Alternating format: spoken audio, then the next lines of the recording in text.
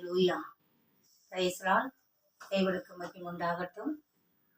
ஆண்டவராகிய இயேசுவின் நாமத்தினாலே இந்த நேரத்தில் உங்கள் மத்தியில கர்த்தருடைய வார்த்தை கொடுக்கும்படி ஆண்டவர் செய்த கிருபைக்காய் நான் கர்த்தரை ஸ்தோத்தரிக்கிறேன். இந்த பரிசுத்த ஓய்வு நாளிலே ஆண்டவராகிய இயேசு உங்களுக்கு கொடுக்கிற வசனம், இந்த மாதத்தில் ஆண்டவராகிய இயேசு கிறிஸ்து பேசியிருக்கிற வசனம் சங்கீதம் 20:4. அவர் உன் மன விருப்பத்தின்படி உமக்கு தந்தருளி உன் ஆலோசனையெல்லாம் நிறைவேற்றும் என்று சொல்லியிருக்கிறார்.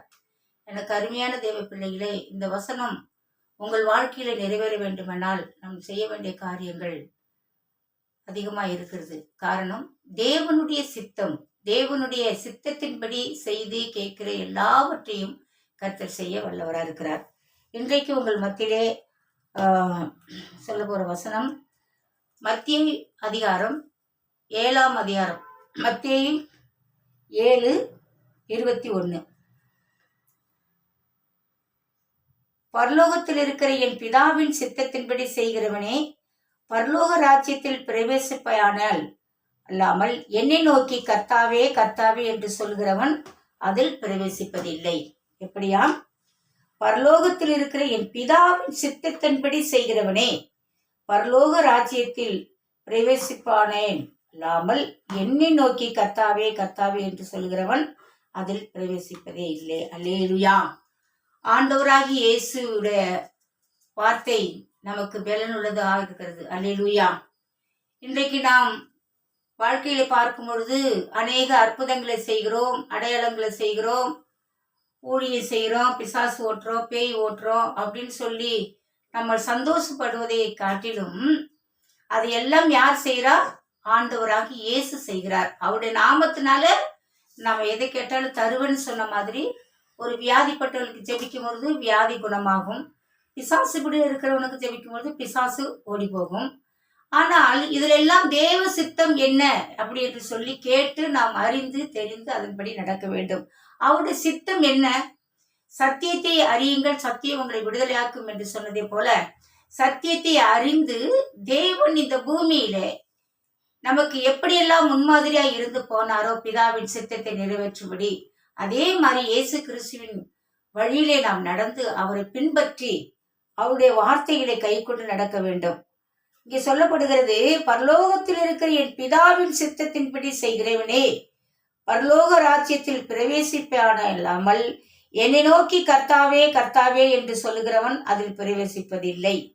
அந்நாளில் அநேகர் என்னை நோக்கி கர்த்தாவே கர்த்தாவே உமது நாமத்தினாலே தீர்க்க தரிசனம் உரைத்தோம் அல்லவா, உமது நாமத்தினாலே பிசாசுகளை துரத்தினோம் அல்லவா, உமது நாமத்தினாலே அநேக அற்புதங்களை செய்தோம் அல்லவா என்பார்கள். அல்லேலூயா. ஆண்டவர் அப்பொழுது என்ன சொல்வாராம்? அப்பொழுது நான் ஒரு காலம் உங்களை அறியவில்லை, அக்கிரமர் செய்கைக்காரரே என்னை விட்டு அகன்று போங்கள் என்று சொல்லுகிறேன். ஆமேன். ஆண்டவர் சொல்லுகிற அந்த வார்த்தை, நான் பேயை ஓட்டினேன், பிசாசை ஓட்டினேன், செத்தவனை எழுப்பினேன், அல்லது அற்புதங்கள் அடையாளங்கள் இதை காட்டிலும் எளிமையா செஞ்சேன், செத்தவனை எழுப்புறதே ஒரு அதிசயம்தான். அதை செய்தது யாரு? ஆண்டவராகி இயேசு உங்கள் மூலமாய் அற்புதங்களை செய்கிறார். இதற்காக நீங்கள் சந்தோஷப்படாதபடி பிதாவின் சித்தம் என்ன என்று கேட்டு, ஆண்டவரே எந்தெந்த காரியத்தில் உங்களுடைய சித்தத்தை நிறைவேற்ற வேண்டும் என்று சொல்லி ஒவ்வொரு நாளும் தேவனிடத்தில் கேட்டு நாம் செயல்பட வேண்டும். ஆமென். அல்லேலூயா. எனக்கு அருமையான பிள்ளைகளே, இன்றைய பார்க்கும் பொழுது இன்னைக்கு மாயமான ஒரு ஊழியத்தை செய்து கொண்டு கர்த்தரை தூஷித்து வாழுகிறவர்கள் தான் இன்னைக்கு அதிகமாய் பெருகிவிட்டார்கள். தேவனுடைய சித்தம் என்ன? இந்த உலகத்தில் அன்பு கூற வேண்டும், நாம் எல்லாரிடத்திலும் அன்பா இருக்க வேண்டும். தேவன் எப்படி இந்த உலகத்திலே பாவப்பட்டவர்களை மன்னித்து நேசித்து அன்பு செலுத்தி தம்முடைய பிள்ளைகளாய் அவர் ரட்சித்தாரோ, அதே மாதிரி தேவனுடைய சித்தத்துக்கு நம்ம ஒப்பு கொடுத்து தேவன் நடந்த வழியிலே நாம் நடக்க வேண்டும். மற்றவர்கள் மேல் அன்பு செலுத்த வேண்டும். வறுமையா இருக்கிறவங்களுக்கு உதவி செய்ய வேண்டும். பசியா இருக்கிறவங்களுக்கு ஆகாரம் கொடுக்க வேண்டும். துரத்துண்டவர்களை சேர்த்து கொள்ள வேண்டும். இப்படிப்பட்ட நல்ல காரியங்களை செய்யும் பொழுது பிதா என்ன செய்வாராம்? மகிமைப்படுவாராம். அப்படி செய்யாம நான் 3 வேளை உபவாசம் இருக்கிறேன், ஜோபம் பண்றேன், அதை பண்றேன், இதை பண்றேன்னு சொல்லிட்டு நான் பிசாசுகளை துரத்தினேன், பேய்களை துரத்தினேன் என்று சொல்லி நம்ம போகும் பொழுது அங்க தேவ ராஜ்யத்துல என்ன கிடைக்காதான்? இடம் இல்லையா? அக்கிரமக்காரர்களே என்னை விட்டு அகன்று போங்கள். கர்த்தர் என்ன பண்றாரு? அருவருக்கு நம்மளை அருவருத்து தள்ளிடுவார். அப்படி இல்லாதபடி இன்றைக்கு நம்முடைய வாழ்க்கையில பரிசுத்தமான ஒரு வாழ்க்கை வாழ்கிறோமா, உண்மையான ஒரு வாழ்க்கை வாழ்கிறோமா, மற்றவர்களுக்கு நாம் நன்மைகளை செய்கிறோமா என்று சற்று சிந்தித்து சிறுமிப்பட்ட ஜனங்களுக்கு நாம் ஆறுதல் படுத்த வேண்டும். கட்டுண்டவர்களை விடுதலையாக்க வேண்டும். காயப்பட்டவர்களை குணப்படுத்த வேண்டும். துரத்துண்டவர்களை சேர்த்துக் கொள்ள வேண்டும். பசியோடு இருக்கிற மக்களுக்கு ஆகாரத்தை கொடுக்க வேண்டும். நம்மை போல அவங்களும் ஒரு காலத்துல நாம எப்படி இருந்தோம், ஒரு காலத்துல கஷ்டப்பட்டோம், பாடுபட்டோம்.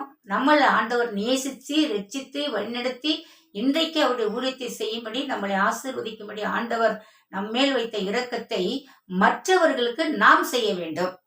நம்ம வளர்ந்துட்டோம், நம்ம பெரிய ஆள் ஆயிட்டோம், நம்ம ஊழியக்காரங்கள் ஆயிட்டோம், நம்ம ஜெபிக்கிற ஜெப வீரர் ஆயிட்டோம்னு சொல்லாதபடி நம்மளை தாழ்த்தி கர்த்தர் சமூகத்தில் ஜெபிக்கும் பொழுது ஆண்டவர் நமக்கு நன்மை செய்ய வல்லவரா இருக்கிறார். அல்லேலூயா. இந்த நிகழ்ச்சியை பார்த்து கொண்டிருக்கிற நீங்க யாரா இருந்தாலும் இந்த பூமிக்குரிய காரியங்கள்ல நீங்க மிக கவனமா இருக்கணும். ஏன்னா இந்த பூமியில எதை நீங்க விதைக்கிறீங்களோ அதான் பரலோகத்தில் விதை அறுக்கப்படும். ஏன்னா இந்த பூமியில நன்மை செய்யாம, சத்தியத்தை சொல்லாம, சுவிசேஷத்தை அறிவிக்காம, தன்னுடைய மேட்டுமைக்காக தன்னுடைய பெருமைக்காக நாம் செயல்படுவோமானால் தேவ ராஜ்யத்தில் பிரவேசிப்பது மிக மிக கடினம் என்று கர்த்தர் சொல்கிறார். அல்லேலூயா.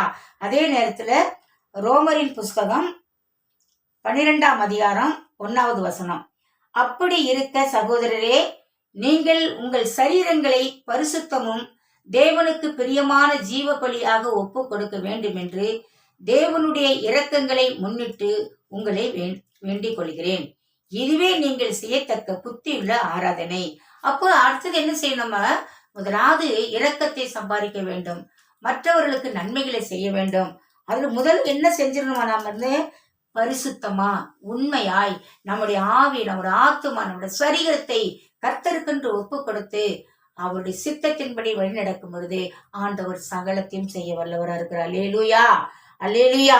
அது மாத்திரமல்ல, நம்முடைய மேட்டுமைகள் இந்த உலகத்துக்குரிய மேட்டுமைகளை பெருமைகளை நிறுத்தி பேசாதபடி கர்த்தரை மகிமைப்படுத்துகிற காரியங்களை செய்ய வேண்டும். 2வது வசனத்தை பார்க்கும் பொழுது, நீங்கள் இந்த பிரபஞ்சத்திற்கு ஒத்த வேஷம் தெரியாமல் தேவனுடைய நன்மையும் பிரியமும் பரிபூர்ணமான சித்தம் இன்னதென்று பகுத்தறித்தக்கதாக உங்கள் மனம் புதிதாகிறதுனாலே மறுரூபமாகுங்கள். அல்லேலூயா.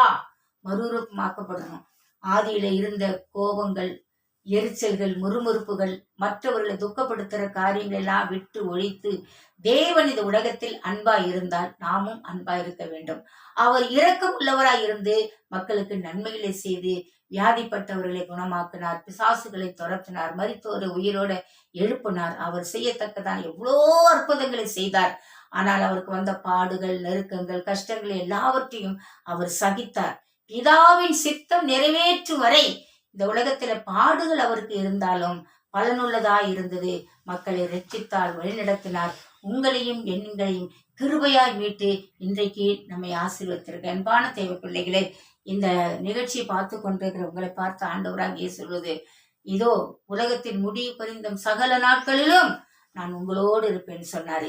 பிதாவின் சித்தத்தை நிறைவேற்றுகிற நம்மோடு எப்பொழுதும் கர்த்தர் இருப்பார். கர்த்தர் உங்களை ஆசீர்வதிப்பார். அதே மாதிரி இந்த 2வது மாதத்தில் ஆண்டவர் உங்களுக்கு கொடுக்கிற வாக்கு தத்தம் என்னவென்று சொன்னால், இந்த பிப்ரவரி மாதத்துக்கு கொடுத்திருக்கிற வாக்கு தத்தம் சங்கீதம் 20:4.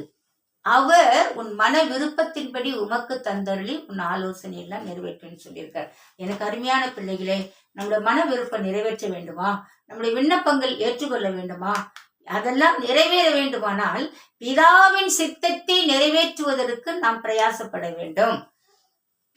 அதன்படி செய்தால் ஆண்டவர் அதை கண்டு மகிழ்ச்சி அடைந்து கர்த்தர் நம்மை ஆசீர்வதித்து மேலும் மேலும் நம்மை உயர்த்துவார். எனக்கு அன்பான சகோதரனே, என் அன்பு சகோதரியே, என் அன்பு தேவ பிள்ளைகளே, உங்கள் அனைவருக்கும் இந்த வார்த்தையை கொடுக்கும்படி இந்த நேரத்தில் உங்கள் மத்தியில் இருக்கிற நான் கூட சில நேரங்களில் கோபப்பட்டது உண்டு, எரிச்சல் அடைந்து உண்டு. எப்பொழுது தேவனை அறியாத நாட்களில.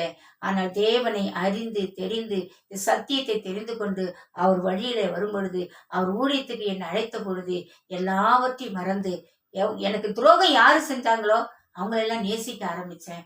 யார் எனக்கு செய்யாம இருந்தாங்களோ அவங்களுக்கு செய்ய ஆரம்பிச்சேன். யார் என்னை வெறுத்தாங்களோ அவங்கள நேசிக்க ஆரம்பிச்சேன். ஆண்டவராகிய இயேசு இன்றைக்கு உங்கள் மத்தியிலே என்னை ஒரு சாட்சியா நிறுத்திருக்கிறார். உங்களையும் அப்படி நிறுத்துவார். கர்த்தர் தாமே உங்களை ஆசீர்வதிப்பாராக. சகலமும் நன்மைக்கு செய்வார். கர்த்தர் தாமே இந்த வார்த்தைகளை ஆசீர்வதிப்பார். நம் கண்களை மூடி ஜெபிக்கலாமா? என் அன்பின் ஆண்டவரே, ஆசீர்வதிக்கப்பட்ட இந்த வேலைக்காக உமக்கு ஸ்தோத்திரம் ஆண்டவரே. இந்த நிகழ்ச்சியை பார்த்து கொண்டிருக்கிற அன்பு பிள்ளைகள் ஆசீர்வதிக்கப்படும்படி இந்த வருஷத்தில தகப்பனே நீர் கொடுத்த வாக்கு தத்தங்கள் எல்லாம் இவர்களுக்கு நிறைவேற்றும்படி இந்த மாதத்திலும் புதிய 2வது மாதத்திலும் சங்கீதம் 20 அவர் உன் மன விருப்பத்தின்படி உனக்கு தந்தருவான்னு சொன்ன வசனத்தின்படி இவர்கள் மன விருப்பங்கள் நிறைவேற்றும். இவர்கள் மன விருப்பங்கள் உமக்கு உகந்ததாய் உம்முடைய சித்தத்தின்படியாய் இருக்க ஆசீர்வதியும். இது பார்த்து கொண்டு இருக்கும் பொழுதே பிள்ளைகளுக்கு ஒரு அற்புதங்கள் நடக்கட்டும், அதிசயங்கள் நடக்கட்டும், வியாதி நுகங்கள் முறிக்கப்படட்டும், மன பாரங்கள் நீங்க போகட்டும். இதோ நான் நோய் வந்து விட்டது, நான் செத்து விடுவேன் என்ற பயத்தோடு இருக்கிறவர் அநேக பேர் இருக்கலாம். எனக்கு இந்த வியாதி குணமாகுமா என்று அநேகர் இருக்கலாம்.